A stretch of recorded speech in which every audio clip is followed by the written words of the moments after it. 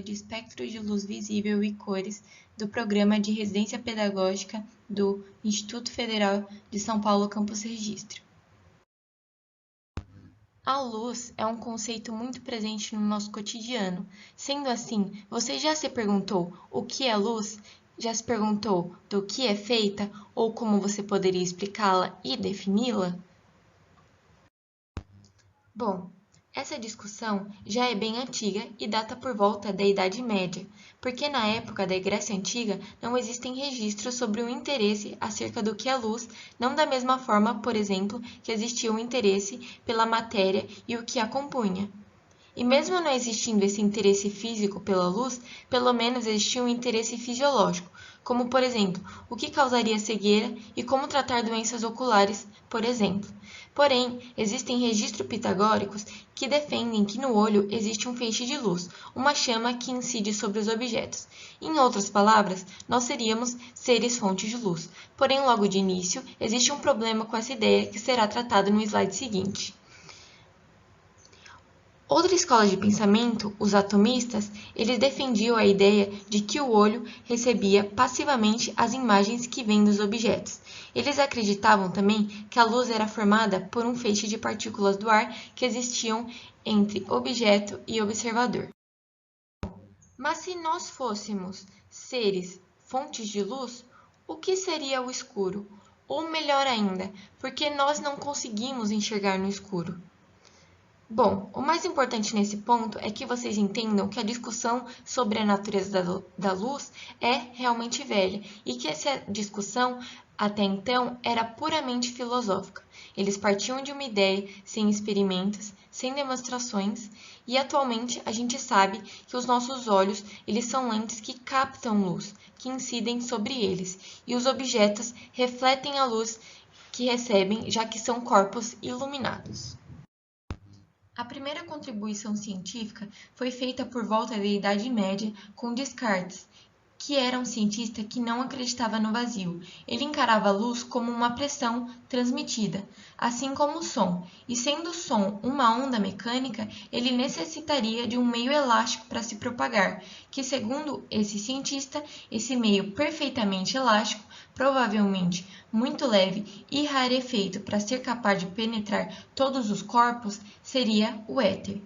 Por volta de 1666, Isaac Newton descobriu que a luz branca pode ser descomposta em diferentes cores com o uso de um prisma. E quem aí nunca viu um arco-íris? Pois é, o arco-íris não é nada mais nada menos do que a luz branca decomposta em diversas cores. Podemos ver, através do GIF, uma representação do que seria a luz branca sendo decomposta em diversos feixes de luz através de um prisma. Este feito foi o que ajudou Newton a lançar anos depois a teoria corpuscular da luz.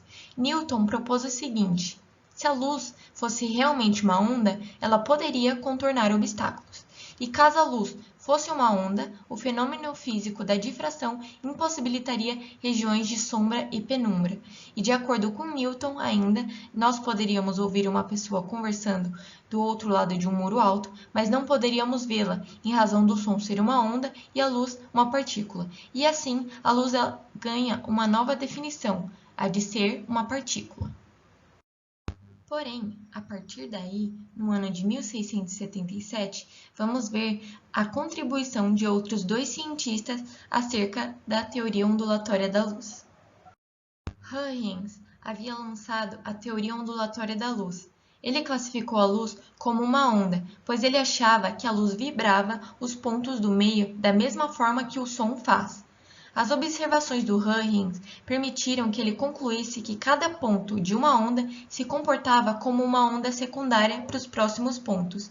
Isso explicaria a difração da onda através de uma fenda, por exemplo. A teoria ondulatória da luz começou a ganhar força quando o físico e matemático Young montou um experimento que foi capaz de mostrar que a luz sofre sim difração. E saltando alguns bons aninhos para o ano de 1861, foi quando Maxwell unificou as teorias da eletricidade, magnetismo e ótica, mostrando que a luz é sim uma onda eletromagnética. Ele mostrou também que a luz não são apenas as cores visíveis por nós, mas também as ondas de rádio, micro-ondas, infravermelho, ultravioleta, raio-x e raios gama. Estes enquadram o espectro eletromagnético. Mas alguns experimentos, como a produção de raio-x, não conseguimos interpretar a luz como uma onda eletromagnética e sim como uma partícula, mas isso precisaria de uma discussão muito mais aprofundada na mecânica quântica. Mas o que nós precisamos que vocês entendam é que nós não conseguimos separar os dois conceitos quando falamos de luz. Ela se comporta como uma onda quando analisada por experimentos de difração e interferência e não podem ser explicadas como partículas nesse caso, mas quando analisamos o funcionamento do raio-x, elas precisam ser interpretadas como partículas, então vai existir uma dualidade quando falarmos sobre ela. Voltando para a nossa pergunta inicial, cientificamente, a luz foi definida da seguinte forma: luz é energia que se propaga através de ondas eletromagnéticas capazes de sensibilizar os nossos olhos. Atenção, nós quase sempre vamos interpretar a luz como uma onda. Nós sabemos que, ao sensibilizar nossos olhos, existem estruturas dentro deles que captam a luz e nos fazem enxergar as cores. Mas você já se perguntou como um objeto emite cor? Bom, agora nós vamos imaginar que vamos adentrar uma sala totalmente escura e avistarmos uma mesa. A primeiro momento, dizemos que essa mesa é preta, porém, ao acendermos a luz do ambiente, que é branca, a mesa irá receber as 7 cores: vermelho, laranja, amarelo, verde, azul, anil e violeta. Algumas vão ser absorvidas e outras refletidas. Nesse caso, vamos supor que a mesa refletiu a cor azul e absorveu as demais. Então, somente a luz azul será absorvida pelos nossos olhos e por isso nós dizemos que ela é azul. E isso vai acontecer com qualquer corpo iluminado, assim como a flor da figura, por exemplo. Porém, a flor branca não está absorvendo nenhuma cor e está refletindo todas de volta, enquanto o vaso preto absorveu todas as cores e não reflete nenhuma.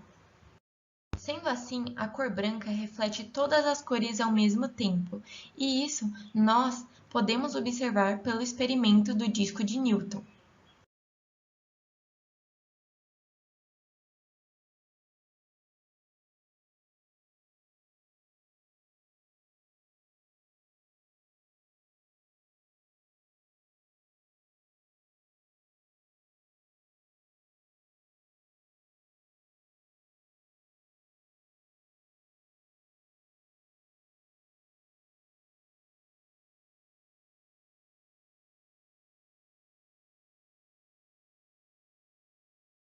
E para o caso da cor preta, ela estará absorvendo todos os comprimentos de luz e não estará refletindo nenhuma cor.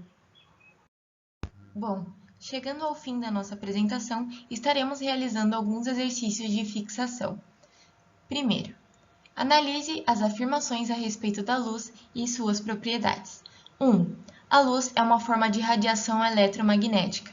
2. A luz é uma onda de propagação transversal. 3. A luz propaga-se somente em meios materiais. 4. A luz não pode ser polarizada. Com base em seus conhecimentos, são corretas. Bom, as afirmativas 3 e 4 são falsas, uma vez que a luz ela pode se propagar no vácuo e pode ser polarizada, pois se trata de uma onda eletromagnética de propagação transversal. Então, teremos como solução a letra C. 2. Enem. Alguns sistemas de segurança incluem detectores de movimento. Nesses sensores, existe uma substância que se polariza na presença de radiação eletromagnética de certa região de frequência, gerando uma tensão que pode ser amplificada e empregada para o efeito de controle. Quando uma pessoa aproxima-se do sistema, a radiação emitida por seu corpo é detectada por esse tipo de sensor. A radiação captada por esse detector encontra-se na região de frequência. Bom, o texto ele relata a existência de um dispositivo que é capaz de detectar uma forma de radiação emitida pelo corpo humano. E de acordo com a temperatura do corpo humano, a única forma de radiação que somos capazes de emitir é a radiação infravermelha. Portanto, a alternativa correta seria a letra C. Bom, chegamos ao fim da nossa apresentação. Agradeço a todos pela atenção e seguem as referências utilizadas durante toda a apresentação. Obrigada.